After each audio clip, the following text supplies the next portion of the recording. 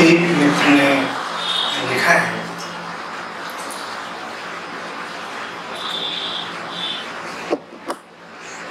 कुछ मित्र कह रहे थे एक दिन कि आप गुरु कम हीरो ज्यादा लगते हैं। इस पर आप क्या कहना चाहेंगे?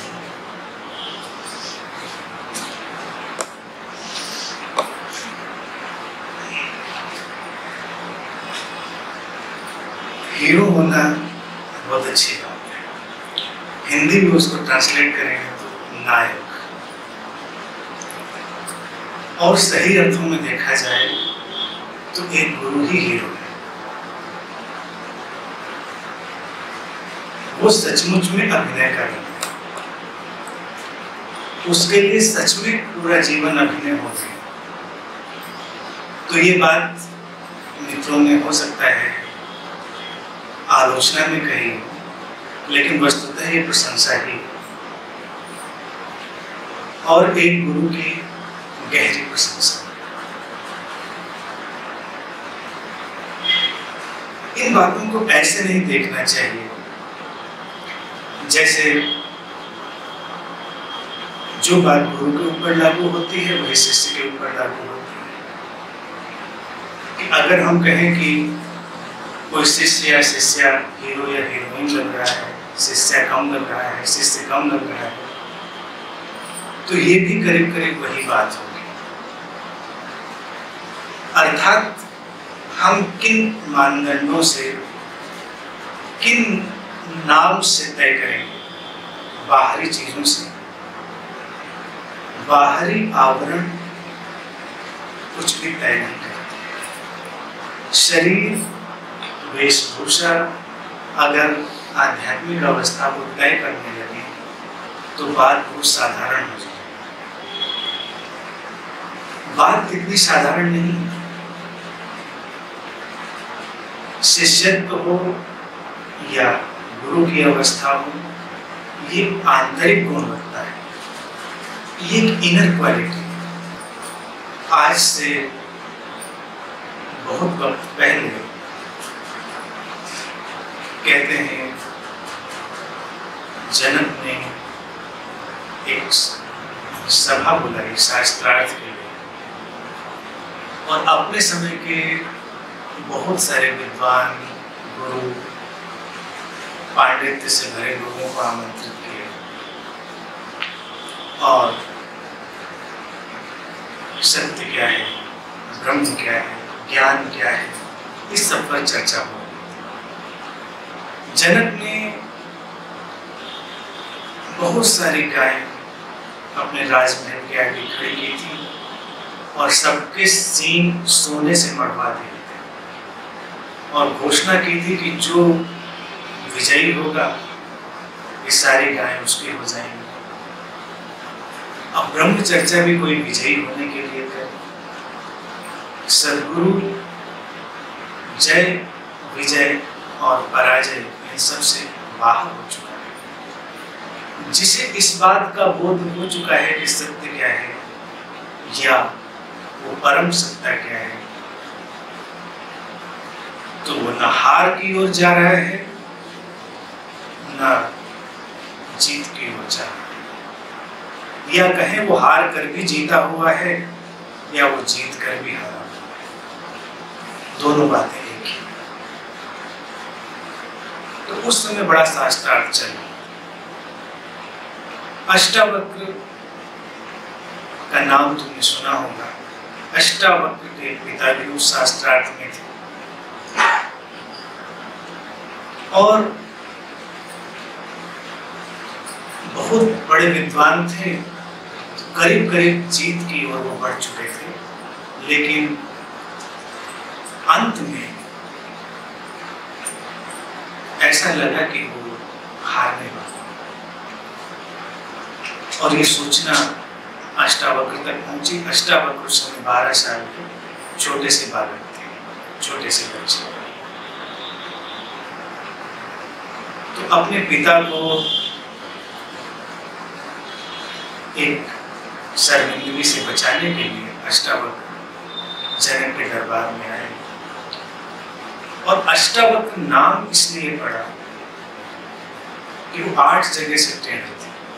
तुम्हारी परंपरा और शास्त्रीय कहती, लेकिन ये सत्य नहीं है। इतिहास और मिथहास में अंतर होता है, तथ्यों और कविताओं में अंतर होता है। वास्तविकता यह है, मुझे लगता है कि अष्टावक्र अपने समय के बहुत ही सुंदर लोगों में से थे। उनका शरीर भी बहुत ही सुंदर रहा था। 12 साल के बालक थे। इससे अभिप्राय बस इतना ही था कि वो इतने युवा, इतनी ताजगी से भरे हुए, इतनी बचपन की जो ऊर्जा है वो अपने अंदर समेटे हुए थे। निश्चित ही वो युवा रहे होंगे, लेकिन युवा में अगर बचपन का भोलापन भी आ जाए, ज्ञानी में बचपन नहीं होता। ज्ञानी तो बूढ़ा ही होता है।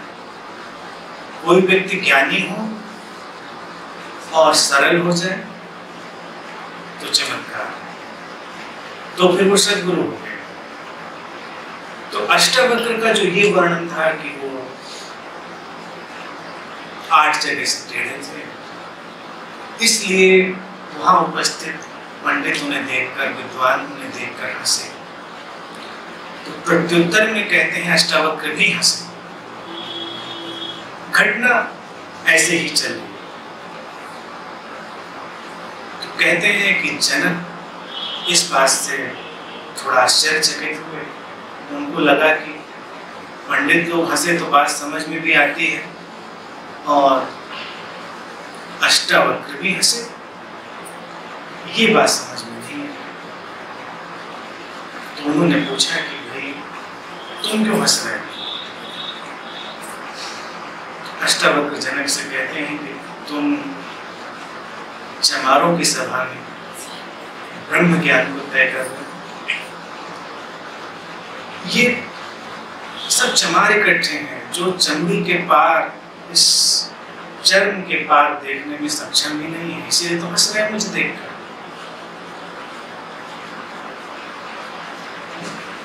ये क्या जानेंगे कि उस पार क्या है? तो कहते हैं एकदम से सन्नाटा आ जाए।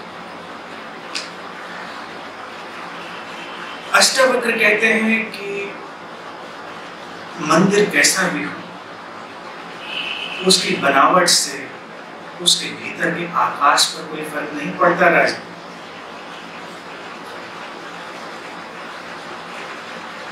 बर्तन कैसे भी आकार प्रकार का हो, उसके भीतर जो स्पेस, खाली जगह, अर्थात जो आकाश है, वो विकृत नहीं होता, वो कंटेमिनेट नहीं होता, वो तो वैसा का वैसा ही बना रहता।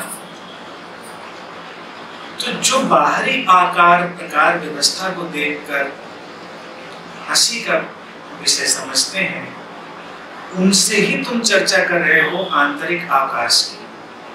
ये चर्चा कहाँ जाएगी? कहते हैं जनक एकदम स्तब्ध रहे। शास्त्रीय वर्णन तुम्हारे कहते हैं कि अष्टावक्र ये कहते हैं कि राजन, मंदिर के टेढ़े होने से आकाश टेढ़ा नहीं हो जाता। ये इसलिए क्योंकि अष्टावक्र टेढ़े थे। मेरे तुमसे कहना है कि अष्टावक्र टेढ़े नहीं थे। वो शायद सर्वाधिक सुंदर लोगों में से युवा रहे होंगे, सुंदर थे। 8 जगह से टेढ़ा होना एक ऊर्जागत प्रतीक है, संकेत है। जैसे भगवान बुद्ध ने भी अष्टांगिक मार्ग दिया, अष्टांग योग है। तुम्हारी जब आंतरिक शक्ति 8 जगह से टेढ़ी होती है तो तुम पूर्णता को उपलब्ध होती है।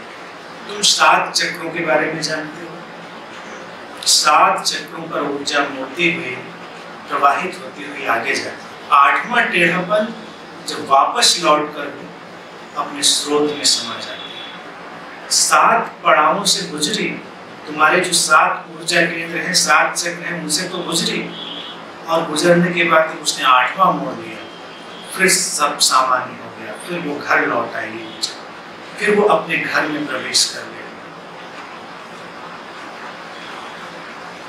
ये यात्रा है। ये बोध की यात्रा है, परम बोध की यात्रा है। तो अष्टावक्र ऐसे युवा होंगे जो परम बोध को उपलब्ध होंगे, तो इसीलिए कह दिया गया अष्टावक्र। लेकिन लोग कहते हैं वो 8 जगह से टेढ़ा था उनका शरीर, ऐसा नहीं। अब तब जो पंडित हंसे थे और आज जो लोग टिप्पणी करते हैं उसमें कोई बहुत अंतर नहीं है। अब तुम समझो कोई बाबा यहाँ पर बैठ के बोल रहा हो, दाढ़ी हो, कपड़े हो गहरे, तो हाँ ठीक है, हम चर्चा कर सकते हैं। कोई डिजाइनर कपड़े पहने, थोड़ी सी अड़चन शुरू होती है। मेरे भी बाल थोड़े बड़े हैं, तुमको थोड़ी सुविधा हो जाती है, मिडल पाथ हो जाता है कि चलो बीच में खप जाते हैं। लेकिन अगर इनको भी हम दूसरी तरह से रख लें तो क्या अंतर पहले रखे हुए थे, आज से चंद साल पहले, आज नहीं है, और कल क्या होगा इसके बारे में मैं जानता नहीं, कल कुछ भी हो सकता है। तो ये तुम्हारी बाहरी परिकल्पना है। अब तुम जरा कल्पना करो कि अभी जो हीरो की बात है, यहीं पर आकर शाहरुख खान बैठ जाए और प्रवचन देना शुरू करे, तुम्हारे हीरो है, ये कैसे प्रवचन दे? तो शाहरुख खान को बोध नहीं हो सकता है, उसको आत्मज्ञान नहीं हो सकता। क्यों नहीं हो सकता उसको आत्मज्ञान? या तुम कल्पना करो कोई भी तुम्हारी नायिका अचानक बोध को उपलब्ध हो जाए और उसकी वेशभूषा भी वही बनी रहे, तो उसके ज्ञान में कोई अंतर पड़ेगा? नहीं पड़ेगा। तो अष्टावक्र पर जिन लोगों ने टिप्पणी करी थी और जो ये बातें हैं वो करीब करीब एक ही जैसी हैं, इसमें कोई अंतर नहीं है, क्योंकि हम आंतरिक बोध को जानने में सक्षम नहीं है। तो हम बाहरी आकार प्रकार और वेशभूषा से तय करते हैं, बाहरी आकार प्रकार कभी तय नहीं करते। वेशभूषाएं सुविधा के लिए अपनाई जाती हैं और सुविधा पूरी हो जाने के बाद छोड़ दी जाती है। अब जैसे ध्यान में कोई बैठ रहा है तो ढीले ढाले वस्त्र पहनता है, तो ध्यान के लिए सुविधा है, ठीक है, अच्छा है। विशेष रंगों का चुनाव है, गैरिक रंग है, सफेद रंग है, पीला रंग है, बुद्ध ने पीला रंग चुना, महावीर ने सफेद चुना, हिंदुओं ने गैरिक चुना। तो इन सब रंगों के अपने उपयोग हैं, उनके अपने सहयोग हैं, लेकिन जब उनका काम पूरा हो जाए तो उनकी कोई उपयोगिता भी नहीं रह जाती। काम पूरा हो गया, बात पूरी हो गई। तुम अपने वाहन से यहाँ तक आए थे, वाहन ने तुम्हें यहाँ पहुंचा दिया, तुम उतर गए, तुम अपना काम करने लगे। फिर जब तुम्हें आना जाना पता चल गया तो तुम ऑटो से भी आ जाते हो, टू व्हीलर से भी आ जाते हो, साइकिल से भी आ सकते हो, कार से भी आ सकते हो, हेलीकॉप्टर से, प्लेन से, किसी भी चीज से आ सकते हो, क्योंकि तुमको पता है आना और कैसे आना ज्यादा सहज पड़ेगा। तो इसलिए उसका कोई मानदंड नहीं है, कोई वेशभूषा नहीं हो सकती, कोई नियम नहीं हो सकता। कभी कभी ऐसा भी हो सकता है तुम कहीं जाना चाह रहे हो, इतना ज्यादा ट्रैफिक है कि पैदल जाना या साइकिल से निकल जाना ज्यादा बुद्धिमत्तापूर्ण हो, और कहीं तुम जल्दी जाना चाह रहे हो, तुम्हारे लिए तेज गति के वाहन उपयोगी हो जाएंगे, तो ये तुम्हारा विवेक तय करेगा। और लक्ष्य क्या है ये तय करेगा। भारत में ये जो नासमझी है ये इतनी प्राचीन है। जब मैं जनक का एक प्रसंग पढ़ता हूँ तो मुझे लगता है कि तब से ही चली आ रही है, और इसलिए भारत में अध्यात्म के ऊंचे से ऊंचे शिखर छुए जाने के बावजूद यहाँ आध्यात्मिक गरीबी हमेशा बनी रही। आध्यात्मिक तल पर लोग बड़े दीनहीन बने रहे, क्योंकि हमने बाहरी चीजों से उसे जोड़ लिया। तो ये करीब करीब सरल रास्ता भी बन गया, आसान रास्ता भी बन गया कि कोई भीतर से भले न बदले और बाहर से अपनी वेशभूषा बदल ले तो वो साधु हो जाए। आज कितने अपराधी इस साधु वेश में घूमते हैं ये तुम जानते ही। पूरा एक डिपार्टमेंट इस बात के लिए पुलिस में बनाया जा चुका है अयोध्या से लेकर चित्रकूट तक। कोई अपराध करके आ जाता है और साधु बन जाता है, तो कैसे उनकी तहकीकात करी जाए। कितने महंतों की हत्या हो चुकी है, उनकी गद्दी चाहिए थी किसी को, उनके अनुयायी ने उनकी हत्या कर दी, गद्दी पर बैठ गए। और तुम पहचान भी नहीं सकते क्योंकि वेशभूषा अलग है। जब मैं छोटा था तो मेरे घर में बहुत सारे साधु संत आते थे। एक दंडी स्वामी हमारे यहाँ भी आते थे और उनको पता नहीं क्या शौक था कि वो मेरे ही कमरे में आके रुकते थे। और अक्सर वो तब आते थे जब मैं स्कूल गया होता था। और अक्सर मैं स्कूल से लौटने के बाद देखता था कि स्वामी जी आ गए हैं, मेरी किताबें, मेरा सामान सब उन्होंने बांध के नीचे रख दिया है और अपना कंबल बिछा के लेटे हुए हैं और उनका दंड ऊपर टिका हुआ। बचपन में मैं ज़्यादा समझ भी नहीं आती थी बात, मैंने सोचा कि कोई महान व्यक्ति होंगे। थोड़ा बड़ा हुआ तो मैंने अपने फादर से पूछा कि इनकी क्या विशेषता है। उन्होंने कहा विशेषता कोई नहीं है, हमारे जानने में ही आते हैं और आज से 15-20 साल पहले इन्होंने एक मर्डर कर दिया था। पुलिस इनके पीछे पड़ी थी, भाग गए थे और उसके बाद साधु हो गए। अब छुपे हुए हैं तो साधु बन गए। तो मुझे लगा कि साधु होना कितना सरल, कपड़े बदलने से। मैं तो ऐसे साधकों को देखना चाहता हूँ जो जीवन को पूरे ऐश्वर्य में जीते। जीवन की कोई भी शैली उनके अंतरात्मा में बाधा नहीं देती और यही संभव भी है, यही सरल भी है, यही उचित भी है, यही सीधा रास्ता भी है। तुम अपनी दृष्टि को स्पष्ट रखो, उपयोगिता जानो, कब कहाँ किस चीज की उपयोगिता है उसको पहचानो और तब तुम बाहरी आयोजन से बिल्कुल अटकोगे नहीं, उसका आनंद लोगे और उसके आगे चले जाओगे। तो जो मित्र बात कहते हैं वो बिल्कुल सच कहते हैं। एक शिष्य को भी बिल्कुल हीरो की तरह ही होना चाहिए या हीरोइन की तरह होना चाहिए। अर्थात सुंदर बनो, जितने सुंदर हो सकते हो। परमात्मा कहते हैं सत्य है, शिव है और सुंदर है। 3 चीजें उसका गुणधर्म बताई ऋषियों ने। सत्य उसका गुणधर्म होना चाहिए, सौंदर्य उसका गुणधर्म होना चाहिए और शिव शुभता, कल्याण। इन 3 तत्वों से मिलकर ही तुम भगवत्ता के आयाम में प्रवेश करते हो, तुम परमात्मा जैसे बनते हो। समय के साथ सौंदर्य के पैमाने बदलते जाते हैं। अब सौंदर्य का पैमाना बड़ा ही विचित्र है, इसके ऊपर भी दृष्टिपात करना चाहिए। वो कल्ट फीलिंग ना हो, वो तुम्हारा अपना सौंदर्य बोध है। जैसे तुम अपने आप से जब प्रेम करोगे तुम जान पाओगे कि तुम अपने को कैसे ज्यादा सुंदर अनुभव करते। जरूरी नहीं दूसरे जैसा करते हैं वैसा करने से ही तुम ज्यादा सुंदर हो जाओ। दूसरे जिस तरह से सत्य तक पहुंचे हैं जरूरी नहीं तुम भी वैसे ही पहुंचोगे, तुम्हारा कुछ अपना ढंग होगा। जितने लोग हैं उनके अपने ही ढंग हैं और अपने ही ढंग से वो पहुंचते भी रहे हैं। कभी नकल करने वाला, चीजों को दोहराने वाला सत्य तक नहीं पहुंचा। जितनी बातें हैं वो तुम्हारे लिए इशारे हैं, ऐसा भी होता है।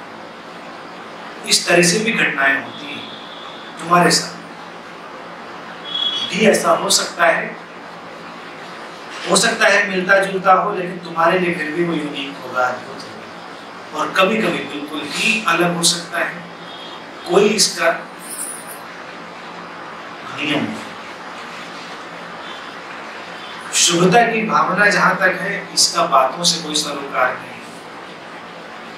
ये बातों से जुड़ी हुई बात नहीं है कि कोई अच्छी अच्छी बातें करता है, कल्याण की बातें करता है, तभी वो उन बातों में जी रहा है, ऐसा नहीं। ये तुम्हारा गुणधर्म है, और जब तुम्हारे अंदर होता है तो तुमसे होता है। अगर तुम्हारे अंदर नहीं है तो तुम कई बार चाह के भी कर नहीं पाते, तुम अटक जाते। तो साधक के लिए चाहिए कि वो अपने अंदर के गुणधर्म को कर ले, और तब जो भावना है कल्याण की, वो चारों तरफ फैलेगा। रहा सवाल सौंदर्य के आयाम का, तो ये बहुत ही व्यापक विषय है। प्रकृति में तुम देखो, कुछ भी रिपीटेशन है, किसी चीज की पुनरावृत्ति में। जो फूल एक जैसे लगते हैं वो भी एक जैसे होते नहीं, कुछ न कुछ बदलाव होता है, वो हर बार नए ढंग से खिलते हैं। और अनेकों अनेक रंग रूप, अनेकों अनेक परिस्थितियां, इसीलिए इतना सुंदर जान पड़ता है। लेकिन तुम एक ही रंग में सब पेंट कर दो तो सुंदर नहीं रह जाएगा। इतनी भिन्नता है, इतनी यूनिकनेस है, इसीलिए वो सुंदर जान पड़ता है। तो लोग भी इतने ही भिन्न हो, इतनी ही उनमें विविधता हो, एक जैसा होने की कोई जरूरत नहीं। तुम अपने जैसे बनो, किसी दूसरे के जैसे नहीं। तो मैं कभी नहीं चाहता कि लोग एक जैसे कपड़े पहनने लगे, लोग एक जैसी वेशभूषा करें। अपने अपने ढंग ढूंढो, अपनी चीजें आविष्कार करो, तो ये एक इंद्रधनुषी जीवन बनेगा, ये कलाकृति की तरह से बनेगा। और फिर इसका जो विरोधाभास तुमको जान पड़ता है, वो भी पार्ट ऑफ द प्ले, वो भी इस अभिनय का एक हिस्सा है। जब मैं तुमसे कहता हूँ कि एक खास वेशभूषा लेकर ध्यान में बैठो, अच्छा लगेगा। ध्यान के लिए हमने वस्त्र भी डिजाइन किया हुआ है, दीक्षा जो लोग लेते हैं उनको दिया। पहन के देखो, कोई नहीं आता, क्योंकि हम किसी से कहते नहीं कि पहन के आया करो। एक बार सुझाव दिया था कि अगर सारे लोग एक जैसा पहन के बैठे तो विजुअल इफेक्ट अच्छा है। ध्यान भी एक वैज्ञानिक प्रयोग है। जो इनर इफेक्ट है वो विजुअल इफेक्ट भी है, ऑडियो इफेक्ट भी है, सब तरह का इफेक्ट है। तो अगर एक ही जैसी वेशभूषा में ध्यान कक्ष में इस बुद्ध क्षेत्र में 50 लोग बैठते हैं, 100 लोग बैठते हैं, या कहीं बाहर बैठते हैं, चाहे जितने लोग हैं, तो वो जो हार्मनी है वो तुम्हें रसपूर्ण लगती है, तुम्हारी आंखों को अच्छी लगती है और ध्यान में जाने में सहयोगी बनती है। लेकिन मैं ये बिल्कुल नहीं चाहता कि तुम उसको पहन के हमेशा घूमो। उपयोगिता एक जगह है, वहां उसका उपयोग करो। जहां उपयोगिता नहीं है तब उसकी कोई जरूरत नहीं। तो हर जगह पर हर चीज की उपयोगिता है। यही तो अभिनय है। इसको जो कुशलता से पूरा करने लगता है वही तो सबसे अच्छा अभिनेता बनता है। और हमने भारत में अपने अवतारों को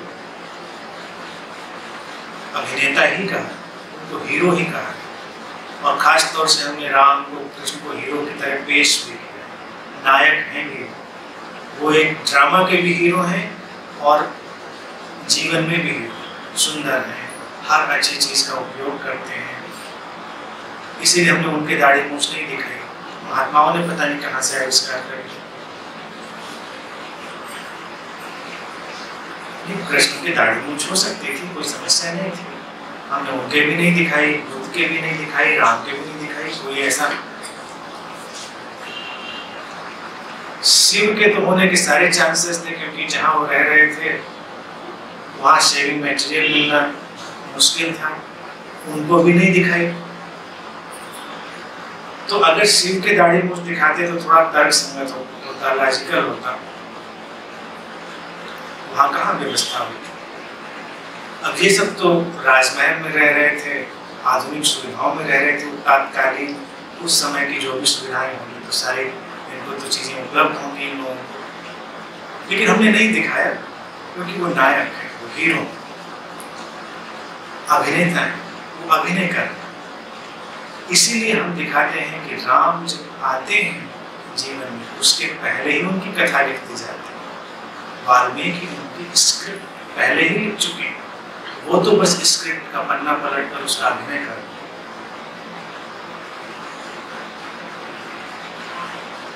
राम के संदर्भ में हमने बात साफ साफ कही है, अन्यथा ये सारे अवतारों और सद्गुरुओं के लिए लागू होते हैं। अभिनय कर, स्क्रिप्ट उनके पास पहले से ही है।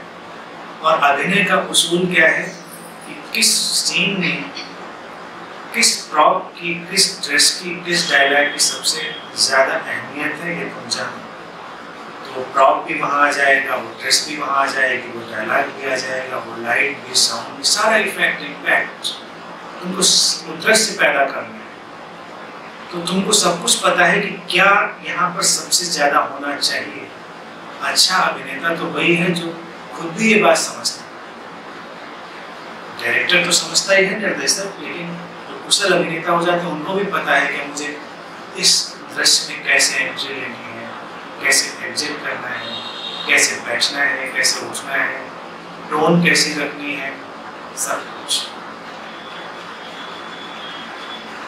तो अभिनय करना इतना आसान मसला नहीं है। जो लोगों को लगता है कि अभिनेता बेचारे हमेशा निंदा के पात्र हैं और सबसे ज्यादा आकर्षण के पात्र। तो गुरुओं को एक और काम करना पड़ता है, हीरो वैल्यू, स्टार वैल्यू भी उनको अपने अंदर डालनी चाहिए अगर वो अभिनय करना चाहते हैं, क्योंकि ये उनका रोल है। किसी को मार्गदर्शन देना है तो ये पूरा स्क्रिप्ट बेस्ड सब चल रहा है। इसमें उपयुक्त चीजें हमें चुननी पड़ती हैं। आमतौर से जीवन की पीड़ा यही है कि उन चीजों को इतना यथार्थ समझ लेते हैं कि अभिनय नहीं कर पाते और पीड़ित हो जाते हैं। जो लोग अभिनय व्यवसाय की तरह करते रहे हैं वो भी उसमें इतने उलझ जाते हैं कि पीड़ित हो जाते हैं। मुझे कई बार दो बातें वो सरल जान पड़ती हैं, दो प्रोफेशन, और मुझे लगता है कि अगर वहाँ के लोगों को बस जरा सा हिट कर दिया जाए, जरा सी चिंगारी उनके अंदर डाल दी जाए, तो वो तो बड़ी आसानी से एंटरटेनमेंट को उपलब्ध हो सकते हैं। तो एक है चिकित्सकों का जगह, डॉक्टर्स, और दूसरा अभिनेताओं का, अभिनेत्रियों का जगह। दोनों करीब करीब वही काम कर रहे हैं जो एक गहरी साधना का काम है। चिकित्सक जीवन और मृत्यु के इस खेल के बीच दर्शक की भूमिका में खड़े हैं। वो जीवन की सीमा और जीवन के चमत्कार के बीच खड़े हैं। जीवन की एक सीमा है, किसी भी चिकित्सक बता देता है कि ऐसा ऐसा हो सकता है, लेकिन जब वो लंबे समय तक अपने व्यवसाय में रह लेता है तो देखता है चमत्कार भी होते हैं। सीमाएं मन से तय नहीं हो पाती। कई बार वो सीमाएं भी चेतना लांघ जाती है जिनको वो समझता था। तो समझ से परे का भी एक जगत है और एक समझ का भी जगत है। अंडरस्टैंडिंग और बियॉन्ड अंडरस्टैंडिंग, इन दोनों जगत के बीच में वो खड़ा है।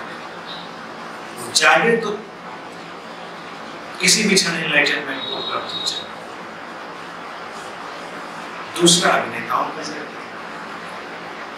अगर वो थोड़ा सा जागे तो देख सकते हैं कि जीवन कैसा अभिनय। हर जगह हम अभिनय ही तो कर रहे हैं, अपना अपना रोल सबको मिल रहा है, और अपना रोल कितनी कुशलता से कर ले यही आर्ट है। लेकिन वो भी इतना आइडेंटिफाई हो जाते हैं अपने अहंकार से कि इस चीज से चूक जाते हैं, वो मात्र उनका व्यवसाय रह जाता है।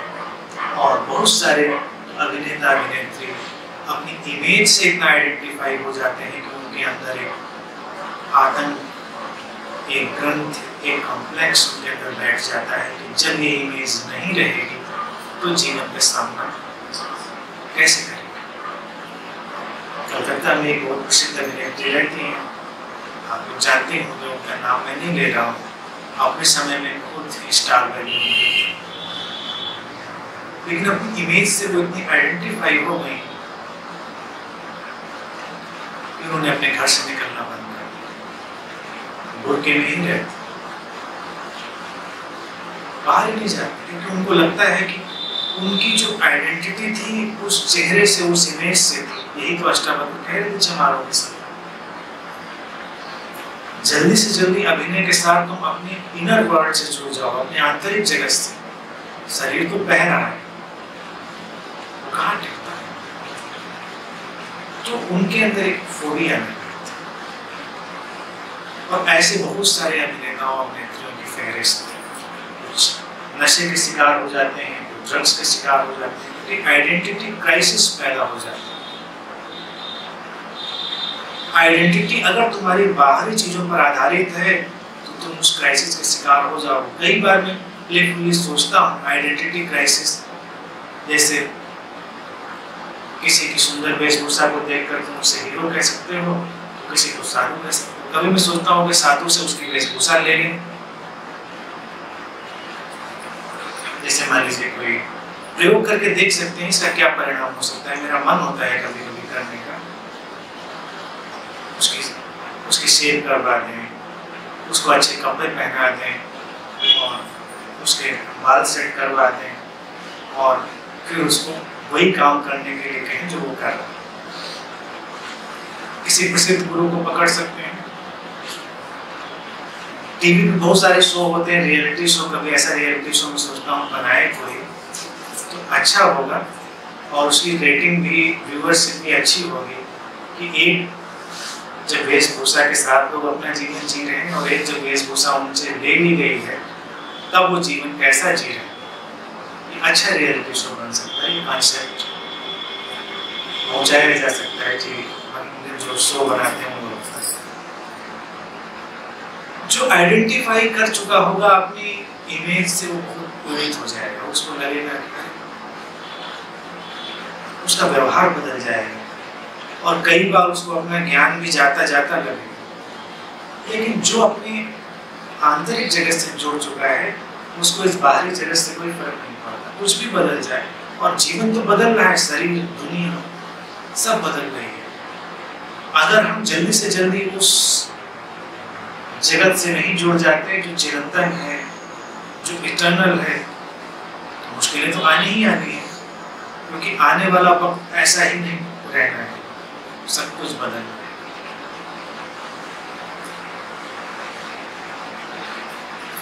तो अपने अंदर अपना जो आंतरिक जगत का सौंदर्य है, जब उसको जानेंगे तो बचपन की ऊर्जा, बचपन का भोलापन हमेशा बना रहेगा। और ये सब कंडीशनिंग है।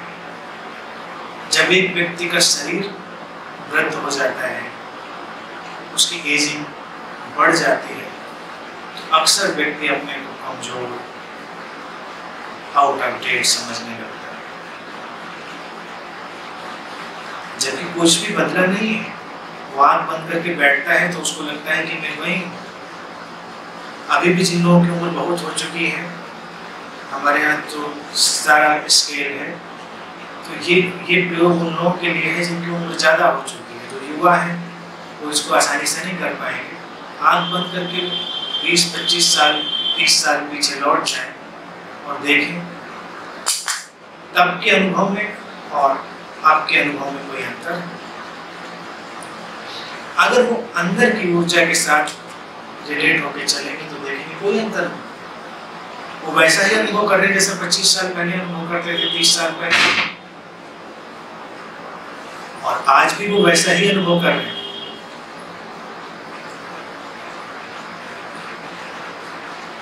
लेकिन जब वो बाहरी नॉर्म्स को देखना शुरू करते हैं, शरीर कैसा बदला है, व्यवस्थाएं कैसी बदली हैं, तो उनको लगता है कुछ बदल गया। तो जो एजिंग है वो मेंटल कंडीशनिंग है, वो एक्चुअलिटी नहीं है। इसीलिए हमने अपने अवतारों को हमेशा युवा दिखाया। अष्टावक्र का दर्शन इतना सीधा साफ सरल था, इसलिए हमने तो उनको बच्चा ही दिखाया कि जो बच्चे हैं तभी वो सारा ज्ञान दे रहे हैं जन्म। मैं समझता हूँ हो सकता है बच्चे ना रहे, लेकिन उनका ज्ञान इतना सीधा सपाट है, बिना किसी मिलावट के है कि वो कोई बच्चा ही कर सकता है।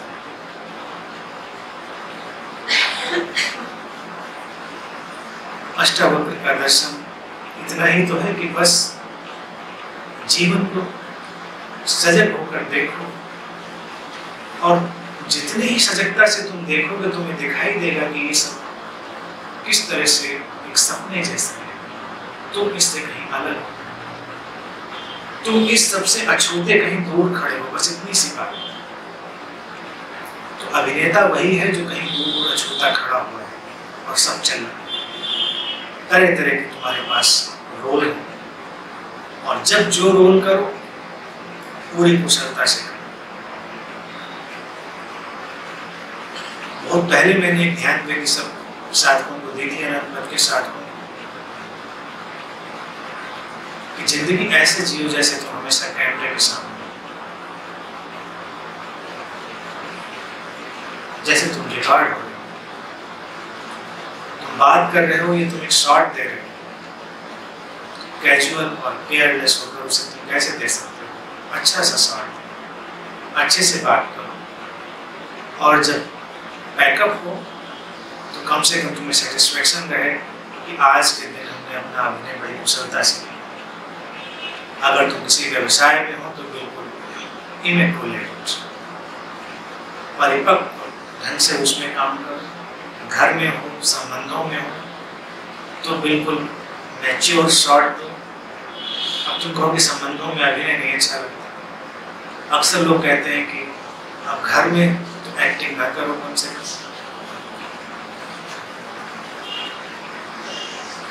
लेकिन मुझे लगता है कि अगर तुम घर में भी थोड़ा अभिनय करो तो संबंध ज्यादा सुंदर हो जाएंगे।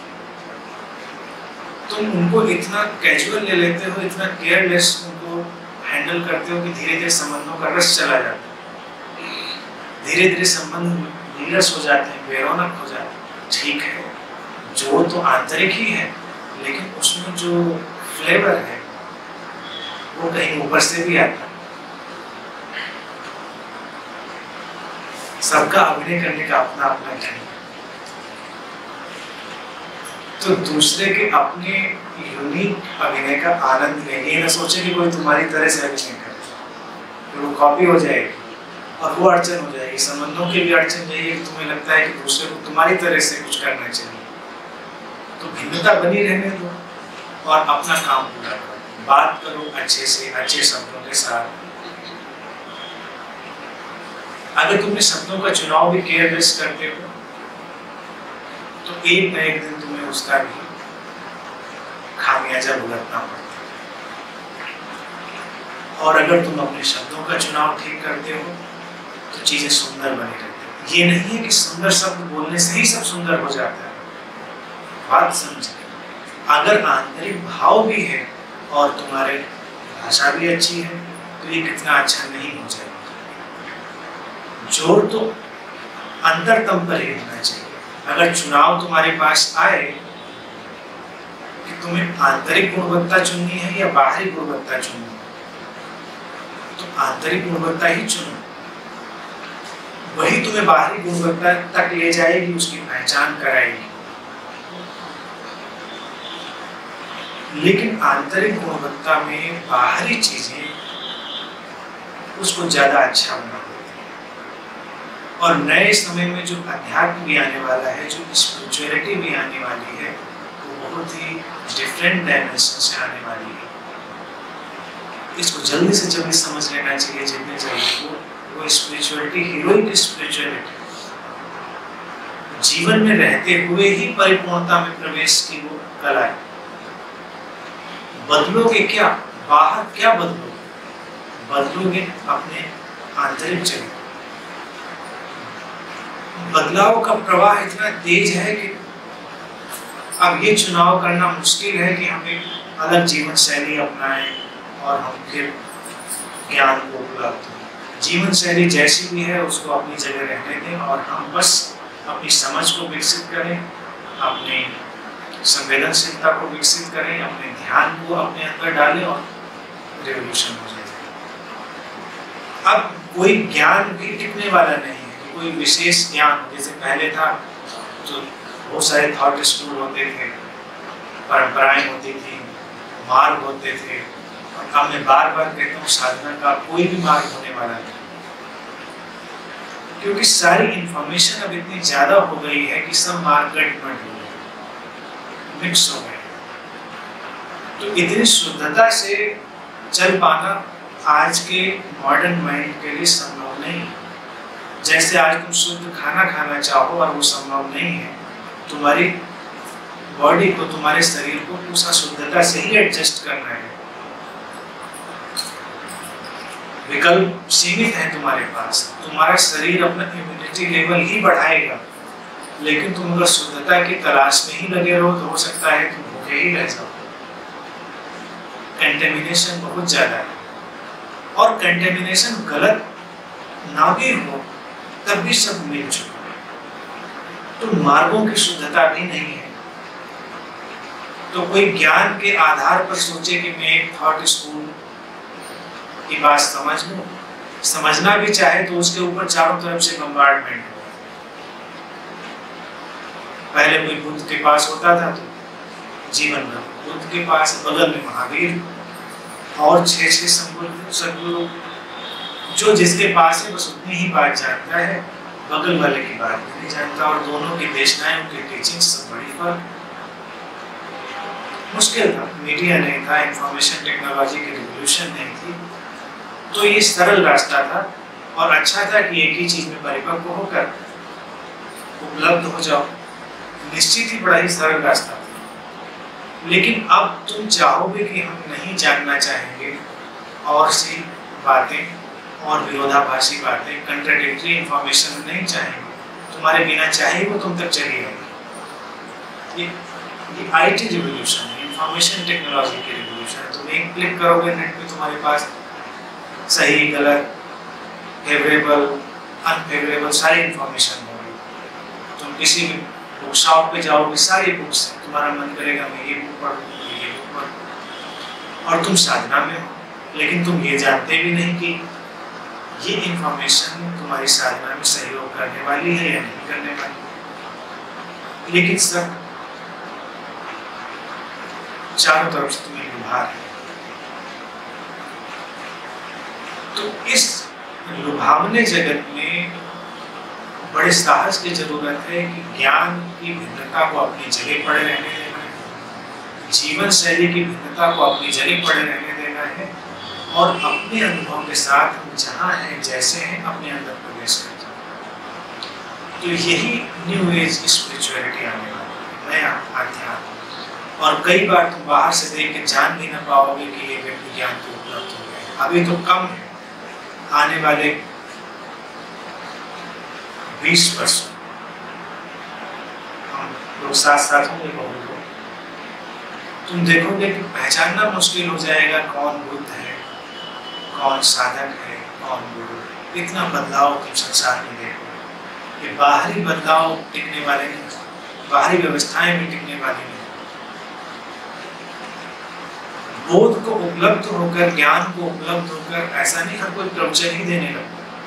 आजकल तो ऐसा ही लगता है कि ज्ञान को उपलब्ध होने का अंतिम लक्ष्य प्रवचन देना ही। ये काम तो एग्जिस्टेंस सुनती है किसी किसी के लिए, तो सदगुरु की भूमिका उसके लिए आ जाती है।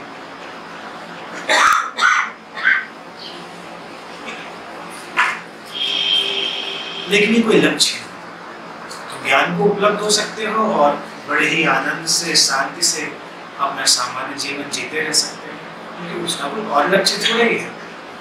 जब हम बुद्धत्व की इतनी बात करते हैं तो तुम्हें क्या लगता है, बुद्धत्व अगर तुम्हें हट जाएगा सारा जीवन बदल जाएगा? जीवन तो बदलेगा, जीवन शैली हो सकता है तुम्हारी वही चलती है। तुम अगर अपना कोई काम कर रहे हो सकता है वही करते रहो, गुणवत्ता बदल जाएगी। कोई घर में है, हो सकता है घर में ही बड़ी शांति से है, उसके कर्म में उसकी ऊर्जा बदल जाएगी। बस बोध को उपलब्ध होकर गुरु होना जरूरी है।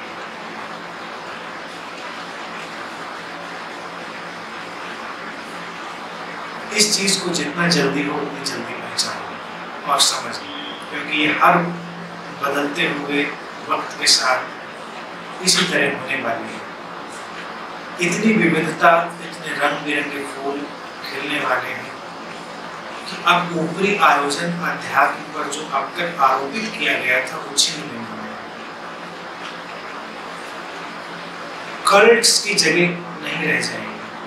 आने वाले समय में कल्ट एक्टिविटीज नहीं रह जाएंगी। एक विजडम की वेव है, बह रही है, जो भी उसका लाभ ले पाएगा वो लाभ लेगा। लेकिन ये जो कल्ट एक्टिविटीज अभी आपको दिखाई दे रही हैं कुछ दिनों में डिसअपियर होने वाली है। जैसे जैसे मनुष्य का मन अधिक विकसित होने वाला है, जो हो रहा है, बहुत तेज म्यूटेशन हो रहा है। जो 5 साल पहले ह्यूमन माइंड था वो आज नहीं है, और अगले 5 साल में जो ह्यूमन माइंड होने वाला है तो कल्पना भी नहीं कर सकते। 20 साल तो मैंने कहे हैं, मुझे लगता है तब तक तो बहुत ही बदलाव हो चुका है। तो बाहर की जितनी भी चीजें हैं वो धीरे धीरे काम आने वाली है।